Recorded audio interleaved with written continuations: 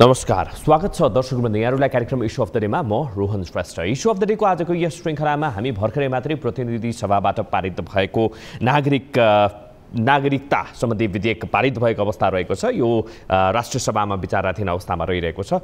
यसै विषयमा आज हामी केन्द्रित हुन गइरहेका छौँ, किनभने यति बेला मिश्रित प्रतिक्रियाहरू आइरहेका छन्। कतिले यसलाई सकारात्मक ढङ्गबाट लिएका छन् भने यो नागरिकता विधेयक पारित हुनुलाई, प्रतिनिधि सभाबाट पारित हुनुलाई कतिले गलत रूपमा पनि अर्थ्याइरहेका छन्। आखिर यो भित्रको नालीबेली के छ, कहाँ समस्या छ, यो समस्या निराकरण गर्न सकिने ठाउँ छ छैन लगायतका विषयमा आज हामी कुराकानी गर्न जाँदैछौँ। त्यसको लागि आज हामीसँग वरिष्ठ अधिवक्ता बालकृष्ण न्यौपाने हुनुहुन्छ। बालकृष्ण सर, स्वागत छ यहाँलाई। नमस्कार, धन्यवाद। नागरिकता विधेयक पहिलो संशोधन प्रतिनिधि सभाबाट पारित भयो, राष्ट्रिय सभामा विचाराधीन छ, सम्भवतः अब राष्ट्रपतिबाट प्रमाणीकरण हुन बाँकी छ। कस्तो पाउनुभयो, कस्तो लाग्यो यो विधेयक? अब यो पहिले कस्तो भयो भने हाम्रो देशमा संसारका हरेक देशको नागरिकता नीति हुन्छ हो, आफ्नो देशको आवश्यकता अनुसार। ठुलो भूमि भएका देश, जनसङ्ख्या कम भएका देशले नागरिकताको खुला नीति लिन्छन्।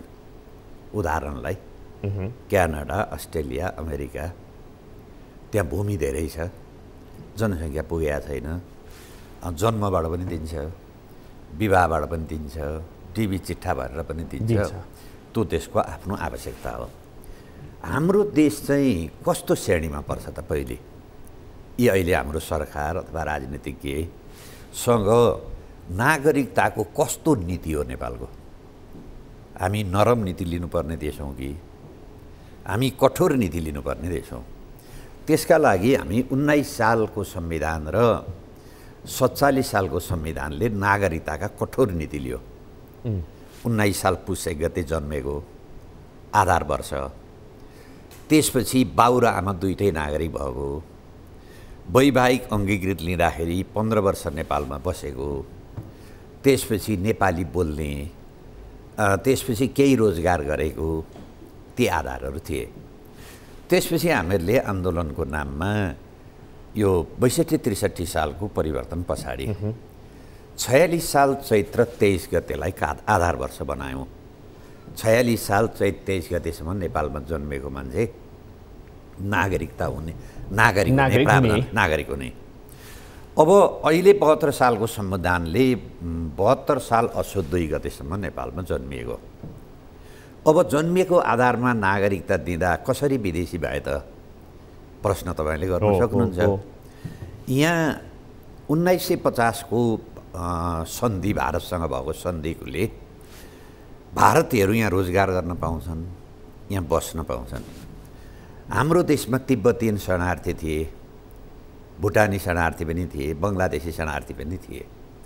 अब जन्मको आधारमा नागरिकता दिँदा ती 1950 को सन्धिको सुविधा लिएर बसेका जम्मै भारतीय नागरिक भए, तिब्बतीयन शरणार्थी जम्मै नागरिक भए, भुटानी शरणार्थी नागरिक भए। अर्थात् अमेरिकाले लिन नसक्ने नरम नीति हामी जन्मबाट पनि दिने, त्यसपछि विवाहबाट पनि दिने, बाउ र आमा मध्ये एउटा भए पनि मात्रै पनि दिने।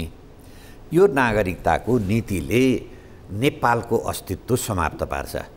कसरी भन्दाखेरि यसलाई चाहिँ राष्ट्रियताको मुखौटा ओढेर चाहिँ अगाडि सारियो भनेर पनि भनिन्छ। राष्ट्रियतासँग जोडेर चाहिँ होइन, राष्ट्रियता जोड्नै भयो। किन यसलाई भन्नुहोस् भने हाम्रो देश यति दुईटा ठुला देशको बिचमा छ। एउटा देशमा 140 करोड छन्, एउटा देशमा 138 करोड छन्। अब हेर्दा तुलना गर्ने हो भने हामी लोटा जस्ता छौँ, उनीहरू समुद्र जस्ता छन्। समुद्रको पानी जम्मै लोटामा हालिदिनु भयो भने लोटाको अस्तित्व सकिन्छ। नेपालमा जति जनसङ्ख्या छ, भारतमा त्यति माग्ने छन्। जम्मै माग्ने आयो भने हामी तपाईँको दोब्बर जनसङ्ख्या हुन्छौँ। हामीहरूले यो खुला नागरिकताको नीति, 1500 किलोमिटर खुला बोर्डर छ। चीनको पनि त्यस्तै अवस्था छ। चीनको तिब्बतका मान्छे र हाम्रा पहाडी एरियाका, तिब्बत मतलब यो हिमाली एरियाका मान्छेको अनुहार मिल्छ। पूर्वमा जानुहोस्, दार्जिलिङका र इलामका मान्छेको अनुहार मिल्छ। पश्चिम डडेलधुराको मान्छे जानुहोस्, त्यहाँभन्दा पारिपट्टिको गढवालको मान्छेको जानुहोस्, अनुहार मिल्छ। यसरी हामीहरूले 10 तिरबाट सलहलाई आउन दियौँ भने नेपालको अस्तित्व के सिक्किम त हुँदैन, फिजी त हुँदैन। र केही समय अगाडि 5-6 वर्ष अगाडि भारतको गृहमन्त्री राजनाथ सिंहले संसदमा अधिकारी उनले बोलेका, नेपालमा हामीहरूले 33% नागरिकता लिइसकेका छौँ। अब त्यो 5-7 वर्ष 33% र अहिले यो जुन ऐनबाट र संविधानबाट दिँदैछौँ, के हामी अल्पमतमा त पर्दैनौँ न? त्यस्तो हुन्छ र? किन हुँदैन? फिजीमा जानुहोस् त, नेपालको जस्तै नीति रहेछ। भारतका मान्छे तमाम चाहिँ तपाईँको महेन्द्र चौधरी जस्ता मान्छे उखु खेती गर्न गए। ती उखु खेती गर्न गएका जम्मै मान्छेलाई नागरिकता दिए।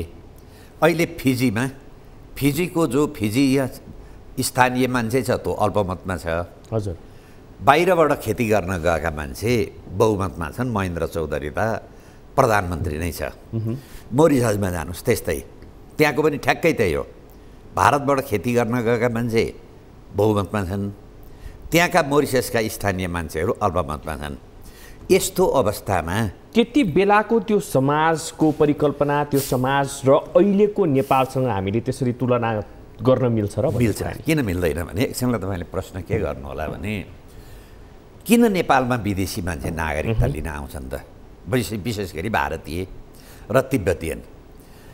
नेपाल र भारतको सट्टै दरका कारणले हजुर सिमानाको उतापट्टिको मान्छे 1 बिघा जग्गा बेच्यो भने यहाँ त्यसले 1.5 बिघा जग्गा किन्छ र त्यहाँ 140 करोडसँग प्रतिस्पर्धा गर्नुपर्छ। यहाँ 3 करोडसँग प्रतिस्पर्धा गर्दा हुन्छ। वैदेशिक रोजगारमा भारतीयलाई भन्दा नेपालीलाई बढी माया गर्दा रहेछन् वैदेशिक रोजगारमा। अनि नेपालबाट आएर वैदेशिक रोजगारमा जाँदा उनीहरूलाई रोजगारीको सजिलो भयो। र यो नागरिकता भनेको यस्तो हो, बिना सेना एउटा मान्छे नमारिकन देश लिन सकिन्छ। उदाहरण त सिक्किम छँदैछ, परिस्थिति त एउटै हो। त्यो परिस्थिति भिन्नै थियो नि त। आजको नेपाली समाज र त्यति बेलाको सिक्किमसँग फिजीकरण परिस्थिति एउटै छ। किन छ भने त्यहाँ पनि लेन्डुप्दोर्जे दिल्लीकै ब्याकिङमा आयो। हामीले इतिहास पढेकै छौँ। सिक्किममा पनि राजा थिए, राजा बिदा गरियो।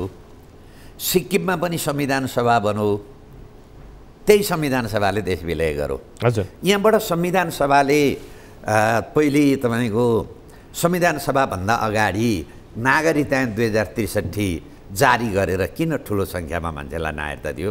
तपाईँले फिल्ड भिजिट गर्नुभएको छ कि छैन? तराईतिरको हाम्रो बोर्डरको 2 किलोमिटर उताका मान्छे हरेकसँग नागरिकता छ नेपालको। लखनऊमा त जतिखेर 62-63 सालमा नागरिकता बाँडिँदै थियो, नेपालकै नागरिकता यहाँ मिल्ता है भनेर बोर्ड टाँसेको थियो। छानबिन गऱ्यौँ हामीहरूले, गऱ्यौँ न? यति सानो देशमा यसरी निर्वाध रूपमा मान्छे आउन दिने हो भने हामी नेपाली कहाँ जाने? यो बालकृष्ण ठ्याक्कै समस्या चाहिँ कहाँनिर हो? किनभनेदेखि नागरिकता नेपाली हुँदाहुँदै पनि नागरिकता नपाएर एउटा सामान्य सिम कार्ड पनि लिन नसक्ने अवस्था, लोकसेवा भिड्न नसक्ने अवस्था। एकछिनलाई त्यो चाहिँ तपाईँले गलत तपाईँको प्रचार गरिएको छ। जस्तो एकछिनलाई भन्नुहोस्, कोरोना लाग्यो भनेपछि हस्पिटलमा त्यसको रिफ्लेक्ट देखिन्छ। हस्पिटलमा कोरोनाका बिरामी आउन थालेपछि समाजमा कोरोना रहेछन्। एउटा मान्छेले मैले नागरिकता पाइनँ भनेर अदालतमा गयो, कहीँ देख्नुभएको छ तपाईँले? छैन। यो त कृत्रिम समस्या हो।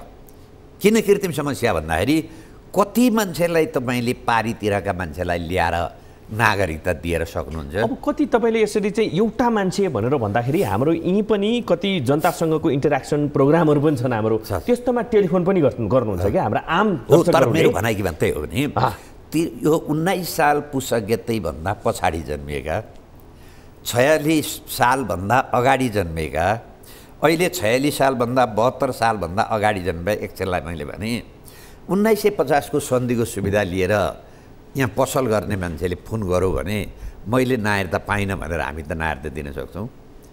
तिब्बतीयन शरणार्थी जो बस्यो ती मान्छेले फोन गरे म त यहाँ बसेको छु, मैले नागरिकता पाइनँ भनेर त्यो समस्या तपाईँ समाधान गर्न सक्नुहुन्छ? तर एउटा पुस्ता त उसले यहीँ बसिसकेको हुन्छ, यहाँ उसको बिहाबारी चलिसकेको हुन्छ, रहनसहन संसारका मान्छे जम्मै यहाँ एक पुस्ता आएर बसे, मानौँ न। अमेरिकाका आए, बङ्गलादेशका आए, चीनका आए, त्यसो भए नेपाल सिद्धिँदैन त? अहिलेको परिस्थिति के छ भने 45% चाहन्छन् विदेशी मूलका मान्छे छन्, 54-55% चाहन्छन् नेपाली मूलका छन्। अब 45-51 भयो, 55 घटेर 49 भयो भने के हुन्छ? अहिले जानुहोस् त नारायण गोपाल चोकमा 5 जनामा कति 3 जना मान्छे विदेशी मूलका देख्नुहुन्छ तपाईँ। अहिले गौशालामा जानुहोस् 5 जनामा 3 जना मान्छे विदेशी मूलका मान्छे देख्नुहुन्छ। तराई जानुहोस् जनकपुर एउटा पनि त्यहाँको मान्छे देखिँदैन।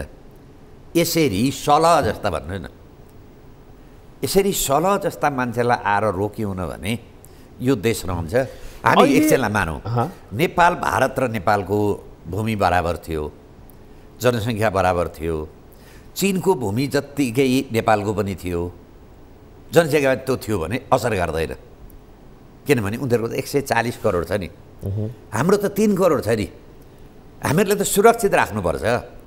यसरी बाहिरबाट आयातित मान्छेलाई बारम्बार कानुनी व्यवस्था गरेर नागरिकता दिँदा यो देशको अस्तित्व कहाँ हुन्छ? हाम्रो प्रश्न त मात्रै हो। जस्तै अब भारतबाट कोही महिला विवाह गरेर नेपाल आउनुहुन्छ भनेदेखि उहाँले आजको भोलि नै नागरिकता त्यो पनि दिनु हुँदैन। एकछिनलाई यसमा अन्तर्राष्ट्रियको के छ भने पारस्परिकता भन्छ। एउटा नेपालकी केटी भारतमा बिहे गरेर गई भने त्यहाँ 7 वर्ष कुर्नुपर्छ। अनि भारतको मान्छे चाहिँ नेपालमा आउने बित्तिकै सिउँदो सँगसँगै एक हातमा सिउँदो एक हातमा नागरिकता दिन सक्नुहुन्छ? त्यसमा पनि के नेपालका केटाले भारतकी केटी ल्याउनु पर्ने प्रयोजन के बाँकी रह्यो? नेपालमा केटी छैनन्, केटीको जनसङ्ख्या बढी छ। उसो त सम्बन्ध त्यो रोटी बेटीको होइन, रोटी बेटीको भने रोटी बेटीको सम्बन्धले देशलाई तलमाथि पार्न पाइन्छ। तपाईँको यो अलिकति हाम्रो चाहिँ सशङ्कित हुने मानसिकता पो हो होइन। कि? एकछिनलाई ग्राफ हेर्नुहोस् न त ल। भारतको गृहमन्त्रीले संसदमा 33% मान्छेलाई हामीहरूले भारतीयलाई नेपालमा नागरिकता दिइसक्यौँ। हाम्रो संरचना रहेछ। तपाईँ जम्मै नेपाली अमेरिका गएर नागरिकता पाउनुहुन्छ? त्यो देशको आवश्यक, हाम्रो देशको आवश्यकता हो। जम्मै संसारका मान्छे जम्मै नेपालमा आउलान्, त्यो जम्मैलाई हाम्रो भूमिले धान्छ। तपाईँका घरमा 2 जना मान्छेलाई सुत्न दिने ठाउँ छ, 10 जना आए पाउन, 8 जनालाई तपाईँले बिदै गर्नुपर्छ। तपाईँको क्षमतै छैन नि। घाँटी हेरेर हाड निल्ने भन्छ नि। तपाईँसित 2 जना मान्छे पाहुनालाई खुवाउने र सुताउने बन्दोबस्त छ। तपाईँका घरमा 10 जना आए, पाहुनालाई आएका मान्छेलाई त खान दिनुपर्छ, बस्न दिनुपर्छ भन्ने मान्यताले तपाईँ त समाप्त गर्न सक्नुहुन्छ, बिदा गर्नुपर्छ। यसरी यति ठुला देश, अघि मैले भने नि, समुद्रलाई ल्याएर लोटामा हालिदिनु भने लोटाको अस्तित्व रहन्छ। समानता त समानको बिचमा समानता हुन्छ, असमानको बिचमा वंशज छन् उनीहरू अल्पमतमा पर्दै जान्छन् भन्ने कुरा। फेरि उदाहरण छ तपाईँले फिजी के भयो कि होइन भन्नुहोस्? फिजी त्यहाँ महेन्द्र चौधरी प्रधानमन्त्री होइन भन्नुहोस्? मोरिससमा जानुहोस्, त्यो अवस्था आयो भने यसो जिम्मा कसले लिने? भोलि प्रचण्डले लिने, शेरबहादुरले लिने? त्यो समाज र अहिलेको समाज तुलना होइन, समाज एउटै हो। भारतको तपाईँको नीति हेर्नुहोस्, इन्दिरा गान्धीका पालामा पहिले म सिक्किम लिन्छु, त्यसपछि नेपाल लिन्छु, त्यसपछि भुटान लिन्छु, अनि श्रीलङ्का र पाकिस्तानलाई आफ्नो पकडमा राख्छु। उनीहरूको नेहरू डक्ट्रिन। त्यो डक्ट्रिनबाट तपाईँ बाहिर निस्किने बाटो खोइ त तपाईँसित? त्यो त छ उसको घोषित नीति हो। नेपालमा जस्तै प्रजातन्त्र ल्याउने अनि भुटानमा किन भारतीय प्रजातन्त्र ल्याउँदैन? समयसँगै ती विषयहरूमा परिवर्तन आउँदैन? होइन, देश रह्यो भने न हो। फिजी त्यहाँको मान्छे अहिले प्रधानमन्त्री हुन पाउँछ? पाउँदैन। किन अहिले भने नि त, अब एकछिनलाई मान्नुहोस्, तपाईँ नेता यहाँ आउनुहुन्छ, 1950 का सन्धिको सुविधा लिएर बसेका मान्छेलाई तपाईँले जन्मको आधारबाट किन नागरिकता दिनुभयो? सोध्नुहोस् प्रश्न। भुटानिस तिब्बती शरणार्थी 3 ठाउँ क्याम्प थियो, एउटा एकान्त कुनामा, एउटा पोखरामा, एउटा दमौलीमा। ती मान्छे कहाँ छन् अहिले? त्यसले समस्या चाहिँ के क्रिएट गर्छ त? समस्या नेपाली मुलुकको मान्छे अल्पमतमा पर्छ। फिजीमा के समस्या? त्यहाँको फिजिसियन जो फिजीको धरतीपुत्र हो, त्यो मान्छे प्रधानमन्त्री हुन पाउँछ? संसदमा हेर्नुहोस् त कस्ता अनुहार तपाईँ देख्नुहुन्छ, सालबसाली। तपाईँ हामी भोलि कहाँ जाने प्रश्न मेरो त्यो हो। तपाईँसित बहुमूल्य चिज छ, सुरक्षित राख्नु पऱ्यो। हामीसित सानो थोरै चिज छौँ नि हामी। तपाईँको मानौँ न 4 आना जग्गा छ, तपाईँका छिमेकी 5 रुपियाँवाला मान्छे छन् दुईतिर, तपाईँले त्यो 4 आना जग्गालाई सेभ गर्नु भएन भने, राम्रोसँग पर्खाल लाउनु भएन भने, ती 2टा 10 रुपियाँवाला छिमेकीले तपाईँको 4 आना जग्गा त सिधाइदिन्छन् नि। पर्खाल लाउनु पऱ्यो, त्यहाँ अरू मान्छे आउन नदिनु पऱ्यो। उसले त सालै पछि एक कोदाला खन्दा पनि यताबाट 10 कोदाला यताबाट 10 कोदाला खाल्दा 5 वर्षमा तपाईँको जमिन सिद्धिन्छ। म के भन्दैछु भने पर्खाल लाउनु पऱ्यो। खोइ पर्खाल उनीहरू बराबर 10 रुपियाँ तपाईँको पनि भएको भए हुन्थ्यो, अलग कुरा हुन्थ्यो। तर तपाईँ 4 आनामा हुनुहुन्छ, उनीहरू 10 रुपियाँमा छन्। ती 10 रुपियाँका मान्छे जम्मै आइदियो भने त तपाईँको 4 आनामा खुट्टा टेक्ने पनि ठाउँ हुँदैन। कल्पना गर्नुहोस् त, मानौँ न अभियान बनाइदियो, जनसङ्ख्या बढाएर नेपालमा हाम्रो आफ्नो प्रधानमन्त्री बनाउने अभियान कुनै मित्र राष्ट्रले बनाइदियो भने तपाईँ रहनुहुन्छ? भन्नाले नेपाल रहँदैन, नेपाल रहँदैन, नेपाल रहन्छ, नेपाल रहन्छ तर शासन अरूले गर्छ, कसैको स्वार्थ अनुसारले त्यो चल्छ। फेरि छँदैछ नि। त्यसैले मेरो कति मात्रै भन्यो भने हामीसित सानो चिज छ, सानो चिजलाई संरक्षण गरौँ, बचाउँ। यसरी सलह जस्ता आउँदा यसरी चाहिँ तपाईँको के हो भने इन्करेजमेन्ट हुँदैन र, त्यसले त खाइदिन्छ जम्मै। खाने क्रम त चालु छ। थप कुराकानी गर्नेछौँ बालकृष्ण सर, यसै विषयमा थप छलफल गर्नेछौँ, तर एकैछिनको ब्रेकपछि हामी ब्रेकपछि आउँछौँ।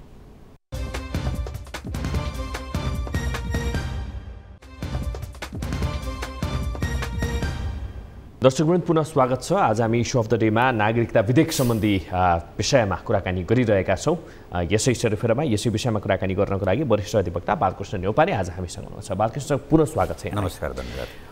यो अघि पनि हामीले एउटा रिफ्लेक्सन दियौँ, भारतबाट सजिलो उदाहरण है, भारतबाट कोही महिला नेपालमा बिहा गरेर आयो, आजको भोलि उसले नागरिकता पायो होइन।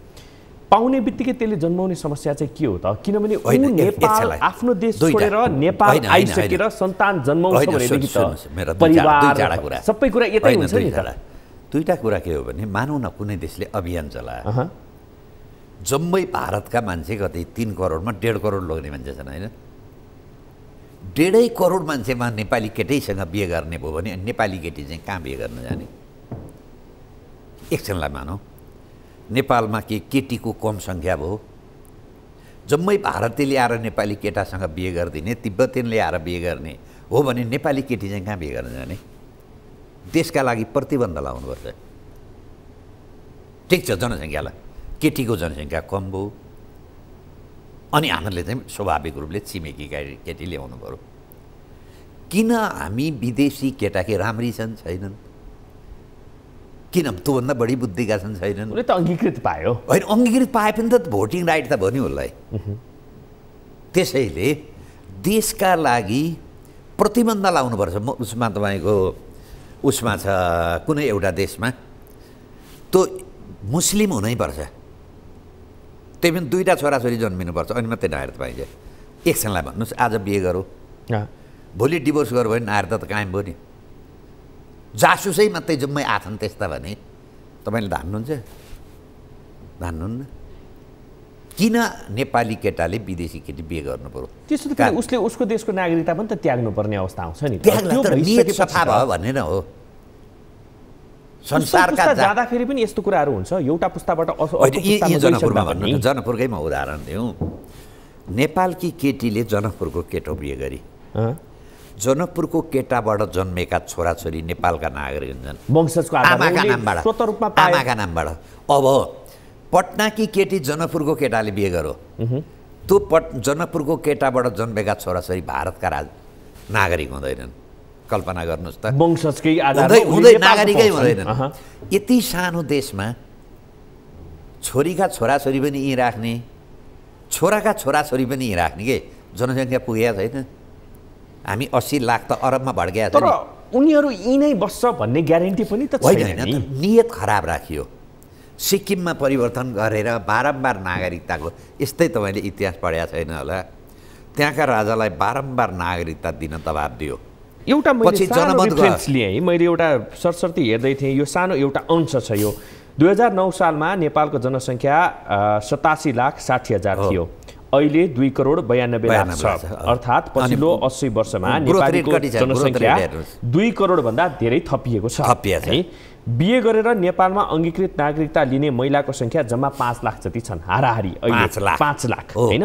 यो कहिले कति भने 80 वर्षको चाहिँ हाराहारीमा भनेपछि अनि वंशज नेपाली नागरिक कसरी अल्पमतमा परे भनेर मैले एउटा सानो यो सेतो पार्टीको चाहिँ रेफरेन्स मैले लिएको थिएँ, एउटा राम्रो गत लागेको भएर।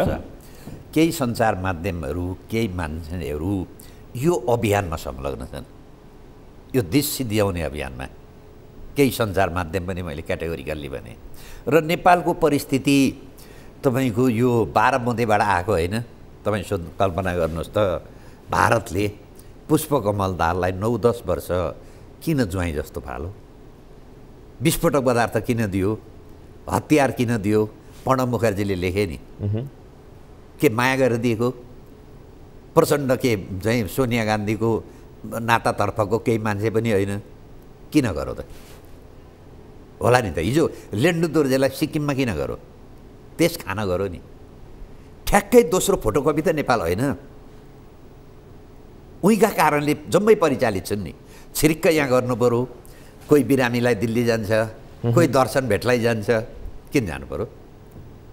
के छ यसको पछाडिको कारण? सार्वभौम सत्ता सम्पन्न नेपाल होइन? हेर्नुहोस् त, दिल्ली दौडा त छ नि जम्मैको। किन? कारण के?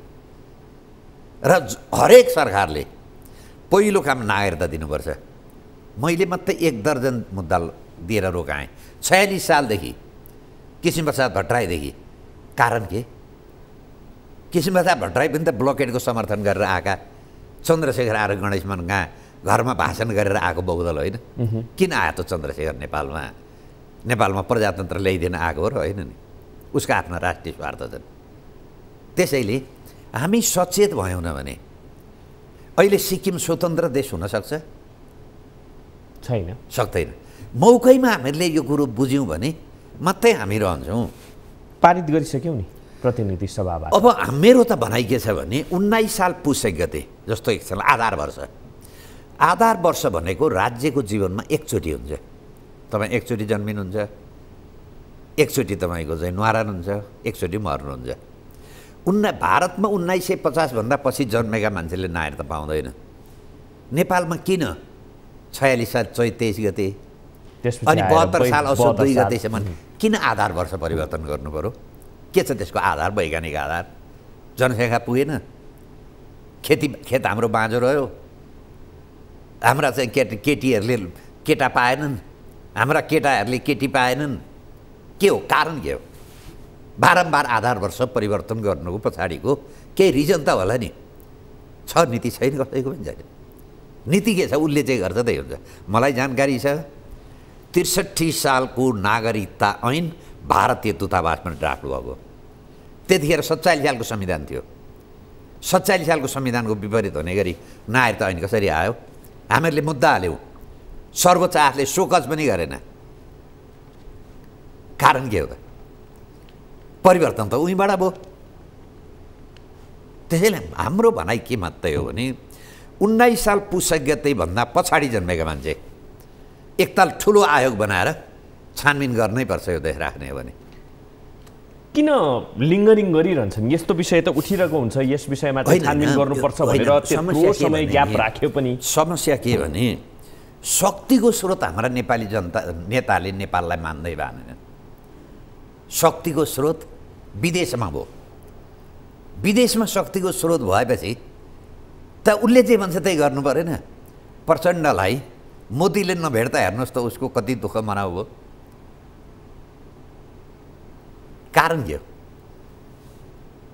भन्नाले के नेपाली नागरिकले नागरिकता विहीन भएरै बस्ने त कहाँ छ? पहिले तपाईँ समस्या भयो। 1950 को सन्धि सुविधा लिएर बसेका नेपाली हुन्, तिब्बती शरणार्थी नेपाली हुन्, भुटानी शरणार्थी नेपाली हुन्। 19 साल पुस 1 गते भन्दा अगाडि जन्मेको मान्छेले नागरिकता पाएको छैन भने ल्याउनुहोस्, म निःशुल्क आमुदा लडिदिन्छु। तर त्यसका नाममा 1950 को सन्धिको सुविधा लिएर बसेका मान्छे, तिब्बती शरणार्थी, र नेपालमा आएर तपाईँको बच्चा जन्माउन आएका हस्पिटलमा जन्मेको आधारको प्रमाण, त्यसको आधारमा तपाईँ नागरिकता दिने?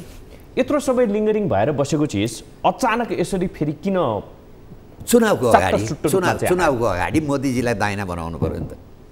मोदीजी दाइना भन्यो भने त गठबन्धन पनि जान्छ। खेल त राजनीतिको छ, सत्ताको छ। त्यसैले यस्ता ऐनमा हो भन्नुहोस् त, चुनावको अगाडि किन नागरिकता बाँड्नु पऱ्यो? भोट म तिमीलाई नागरिकता दिन्छु, तिमी मलाई भोट देऊ, देश बेचेको होइन। भारतले चाहिँ नेपाली चेली 7 वर्षपछि पर्खिनुपर्ने, नेपालले चाहिँ आज भोलि किन दिने? पारस्परिकता किन लागेन? के भारतभन्दा हामी ठुला छौँ? उसो त विविध देशको विविध कानुन पनि हुन्छ। हाम्रो के हो त नीति? हाम्रो जनसङ्ख्या पुगेको छैन, किन हामीहरूले यति खुकुलो बनायौँ? 80 लाख किन विदेशमा भड्किएको छ? अनि भर्ने जम्मै तपाईँका घरमा कतिजनालाई खुवाउन सक्नुहुन्छ? त्यतिजना पनि तपाईँ पाहुना ल्याउने। तपाईँसित 5 जनाको क्यापेसिटी छ, 50 जना आयो भने के गर्ने? घर जस्तो हुन्छ, कहाँ सुत्ने कहाँ खाने। त्यसैले मैले के मात्रै बनायो भने हाम्रो देशको नागरिकता नीति तय गरौँ पहिले। अहिले सरकारका कोही मान्छे आउँछन् होला, तपाईँ सोध्नुहोस् तपाईँहरूको नागरिकता नीति के हो? संसारका जम्मै मान्छेलाई ल्याएर भर्ने नीति हो कि के हो नीति? नेपाली नागरिक नागरिकताविहीन नबनोस् भन्ने। अनि त्यसका लागि आधार वर्ष परिवर्तन गर्ने। भारतले 1950 को सन्धिको सुविधा लिएर बस्या मान्छे म लान्छु भन्नु भने ती मान्छे कहाँ छन्? चीनले तिब्बतीय शरणार्थी मलाई फिर्ता दे म लान्छु भने कहाँ छन् मान्छे? डाइल्युट गर्ने। विदेशमा बस्ने नेपालीहरूले काम गर्न आएका मान्छेलाई तपाईँले घरको चाहिँ तपाईँको श्रीमती बनाउनु पाइन्छ? विदेशमा बस्ने नेपालीहरूले नेपाली नागरिकता पाउने प्रावधान पनि राखियो। होइन, यो होइन अङ्गीकृत, यो गैर आवासीय। त्यसको के अर्थ? भएको जेन्युन नागरिकता चाहिँ तपाईँ रद्द गरिदिने, माओवादीले गाउँबाट बस्न नदिने, विदेश जानुपर्ने, यहाँ रोजगार नदिने, अनि त्यो मान्छे चाहिँ नागरिकता, त्यो मान्छेको नागरिकता रद्द गर्ने, त्यसको ठाउँ चाहिँ बिहारीलाई भर्ने। म त के भन्छु भने एकचोटिको नेपाली सधैँ नेपाली। त्यो जुन जन्मको आधारमा पाएको मान्छे चाहिँ दिनुपर्छ। किन नदिनु दोहोरो नागरिकता? सार्क कन्ट्री बाहेक है, फेरि पैसा आउँछ नेपालमा, सार्क कन्ट्री बाहेक। यसरी सार्क कन्ट्री र विदेश भनेर चाहिँ छुट्याउन होइन, त्यो त हाम्रो बाध्यता। त्यहाँ त तपाईँको यसको 3 डबल बढी छ नेपालमा। उसमा दार्जिलिङ जानुहोस्, सिक्किम जानुहोस्, आसाम जानुहोस्, कुमाऊ गढवाल जानुहोस्, नेपालभन्दा 3 डबल बढी मान्छे चाहिँ तपाईँको भारतमा नेपाली मूल नेपाली भाषी छन्। जम्मैले ल्याउने त अब कहाँ भन्ने हामी? यहाँ त त्यसो हो भनेदेखि त हरेकले उभिन पनि पुग्दैन। उनीहरू किन आउँछ र भन्ने कुरा पनि त होला नि। देश खान आयो भने किन आउँछ? सिक्किममा किन आए? फिजीमा ऊ खेती गर्न किन गए? त्यसलाई बचाड आखिर तपाईँकै अगाडि छ नि दुईवटा। एउटा सिक्किमबाट तपाईँले देशबाट के सिक्ने पाठ, फिजीबाट के सिक्ने पाठ? अब के त एउटा हिसाबले हाम्रो विधेयक त अगाडि बढिसकेको छ। बढो, एकजना नेपाली जनताले खोज्ला नि यो कुरो। म त के भन्छु भने 19 साल पुस 1 गते भन्दा पछाडि आधार वर्ष बनाएका मान्छेको एकचोटि आयोग बनाएर छानबिन गर्नै पर्छ, नभए यो देश रहँदैन। के हामी सिक्किमतिर जान्छौँ, के हामी फिजीतिर जान्छौँ? त्यो रोक्ने के छ उपाय? एउटै उपाय त यो। कसैको ध्यान चाहिँ यसमा? त्यसैले मेरो चाहिँ नेपाली जनतालाई जाग्नुहोस् तपाईँहरू, नभए ढिलो चाँडो तपाईँ नेपाली अहिले नेतृत्व गर्नेहरूबाट आश केही गर्ने? यो त कसरी गर्ने? यो विदेशी बिउबाट आएको चाहिँ तपाईँको फल विदेशी बिउ नै हुन्छ। यी आएका कहाँबाट? बाह्रमुन्दैबाट आएका। त्यसको स्रोतको माओवादी केही अपेक्षा गर्न सकिन्छ? यिनीहरूबाट अपेक्षा गर्न सकिन्छ कि सिक्किम कि फिजी? त्योभन्दा बढी अपेक्षा त गर्न सक्नुहुन्न। 1500 किलोमिटर खुला छ। 4 किलोमिटर उता पारीका मान्छे जन्मलाई यहाँ आयो भने फेरि अर्को संविधान लेख्दा 90 सालसम्म नेपालमा जन्मेका नागरिक धान्छ यो देशले। अमेरिका हो, क्यानाडा हो, अस्ट्रेलिया हो। यो प्रचण्ड भारत भ्रमणबाट आइसकेपछिको कोसिस हो त त्यही हो। उसको इन्टेन्सनै त्यही हो नि, यो देशलाई सिक्किम बनाउने। उसका जम्मै नातागोता तपाईँको भारतीय हुन्। माधव नेपालको त्यही हो, बाबुराम त्यही हो। यी त परिचालित मान्छे हुन्, यिनीहरूले देश नेपालको हित गर्छन्। घटनाक्रमबाट देखिसक्यो। भएको भए त सिङ्गापुर हुनुपर्ने होइन, संविधान सभा भए तपाईँ हामीले यही सुने होइन, सब धनी हुनुपर्ने होइन, भयो। अब श्रीलङ्कातिर जाँदैछ, के भएर यस्तो बिग्रो त? बाटो त बिराउनु भयो तपाईँहरूले। त्यही त है, कस्तो किसिमको चाहिँ हाम्रो नियति के, कहिले चाहिँ हामी यो सिङ्गापुर बनाउने भन्छौँ, कहिले स्विजरल्यान्ड बनाउने भन्छौँ, कहिले एमसिसी पास हुने बित्तिकै ऊ अमेरिका भयो भनेर भन्छौँ होइन। जाने चाहिँ त्यसपछि आएर श्रीलङ्का देख्यौँ, श्रीलङ्का जस्तो बन्ने भयो, कहिले फिजी भन्छौँ रे, कहिले सिक्किम भन्छौँ रे। तर देखिँदैछ त, कुनै विकल्प छैन। जनता उठ्नुपर्छ, जनताले जोगाए बाहेक यो देश जोगिँदैन। किन घटनाक्रमले हेर्नुहोस् त, एकछिनलाई भन्दा मलाई वैज्ञानिक आधार दिनुहोस् न। 19 साल पुष गतेबाट 46 साल चैत्र 23 गते आधार वर्ष चेन्ज गर्नु पछाडिको वैज्ञानिक आधार के कारण के? 46 साल चैत्र 23 गतेबाट 72 साल अझ 2 गतेसम्ममा नेपालमा जन्मेका मान्छेलाई नागरिकता दिनुपर्ने कारण के? र त्यसका लागि बिना छानबिन त्यसका लागि 1950 का सन्धिको सुविधा लिएर बसेका मान्छेलाई तपाईँ स्क्रिन कसरी गर्नुहुन्छ? भुटानी शरणार्थीलाई कसरी गर्नुहुन्छ? तिब्बती शरणार्थीलाई कसरी डाइल्युट गरिदिने? चिनीमा तपाईँको पानीमा चिनी हाले जस्तो एकछिन घोलिदिएपछि त सिद्धियो। अब त पानी फेरि त्यो चिनी र पानी छुट्याउनलाई पुरा उमाल्नुपर्छ पुरै। पुस्ता दर पुस्ता नेपालमै बसेपछि नेपालप्रतिको नेपाली माटोप्रतिको माया भन्ने कुरा रहनु होला र? भारतमा जानुहोस् त तपाईँ, 1950 भनेको 6 साल, एक टेन्टेटिभ 25 वर्षको एक पुस्ता हुन्छ। 6 सालदेखि अहिले 78 साल 4-5 पुस्ता भारतमा नेपाली मूलका मान्छे बसिसक्यो, नागरिकता दिएको छ। तर हाम्रो चाहिँ 72 साल 72 सालबाट दिलदार छौँ नि हामी भारतभन्दा त्यति धेरै ठुला भयौँ नि त। यो समस्या नेपालीले पनि भोगेको छ नि भारतमा।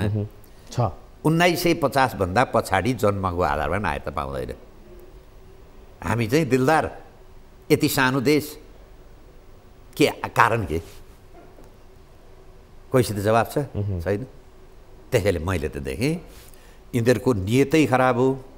सिक्किमको बेलामा राजा महेन्द्रको कारणले सिक्किम बन्नबाट हामी बच्यौँ, तर अब त के सिक्किम बीबीसीमा कार्यक्रम चलेको होइन? हामी किन स्वतन्त्र देश बस्ने, कुनै देशमा गाबिए हुँदैन भनेर? त्यही नियत त होइन हाम्रो। त्यसैले यस विषयमा ठन्डासँग हरेक नेपालीले सोचौँ। आन्दोलित भइराखेका छन् जबसम्म यो 12 बुँदेवालालाई हामी यो नागरिकताको विषयमा किन तैचुप मैचुपको अवस्था सृजना भयो? अब राजनीति गर्नेलाई अब दिल्ली दाइना भएन भने राजनीति हुँदैन।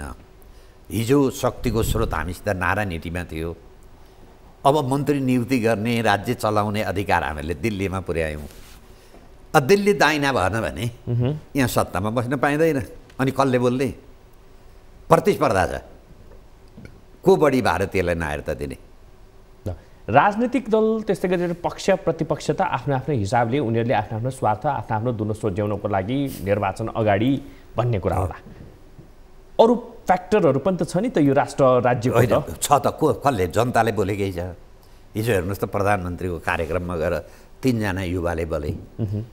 तपाईँले केही भन्नुभयो होला, अब एनजिओका पैसा खाएका केही संस्था छन्, केही सञ्चार माध्यम छन्, बीबीसीमा कार्यक्रमै चलाए त भन्नुहोस् त? थिए नि, हामीले देखेकै हो, भोगेकै हो।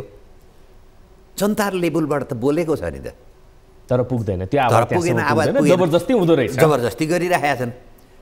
तर एकचोटि नेपाली जनताले सिक्किममा उसमा तपाईँको भन्नु श्रीलङ्कामा जस्तै एक दिन आयो भने, गुठी विधेयक जस्तै एक दिन आयो भने त बिदा हुन्छ। तर हामी नेपाली जनतामा समस्या छ, हामी कोदो रोप्छौँ अनि धानको अपेक्षा गर्छौँ। जुन देशमा अपराधी सरकारमा छ, रेकर्डेड अपराधी है फेरि, अनि त्यो देश रहन्छ। त्यसैले नेपाल इतिहासको सबभन्दा कठिन घडीमा छ। कुनै पनि सकारात्मक सन्देश देखिँदैन। एउटा त राम्रो छ भन्ने हुन्छ नि, त्यो पनि देखिँदैन भने कसरी रहन्छ त अब यो देश? हुन्छ बालकृष्ण सर, यहाँलाई धेरै धेरै धन्यवाद। दर्शकहरूलाई पनि धेरै धेरै धन्यवाद आज हामीलाई साथ दिनुभएकोमा। हेर्दै रहनुहोला न्युज 24 टेलिभिजन। नमस्कार।